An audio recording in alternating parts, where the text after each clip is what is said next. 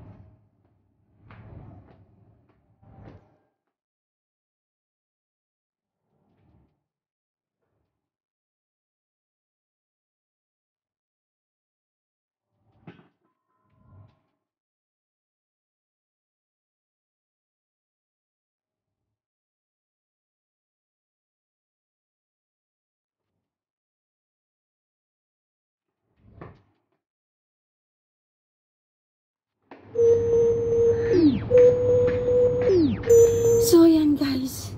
Sobrang bigat. Aywan ko, mamaya, may laman yan mamaya. Hindi ko na kaya talagang buhatin kahit yung isa. Kasi sa sobrang bigat. Ngayon pa nga lang mabigat na walang laman. Ano pa to ngayon? Mamaya na naman yan. May laman. Sobrang bigat na yan guys. Ako lang mag-isa. Hindi ko na yan kakayanin ibaba. Kasi sobrang bigat. So, maghahanap na lang ako ng tao mamaya. Sana nga nandyan yung nagbabantay dito sa mga building, magbubuhat. Babayaran ko na lang siya, maibaba lang. Hindi ko kaya hindi ko na kayang ibaba. Hindi tulad dati guys na nakakaya ko yan maibaba. Pero sa ngayon hindi na talaga.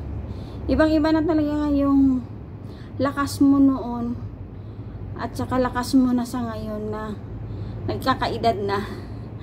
Lalo na sa akin. Hindi ko na kaya talaga, hinihingal ako. Hirap ako, nakalain mo yung dalawa. Hindi naman ako yung tutulungan.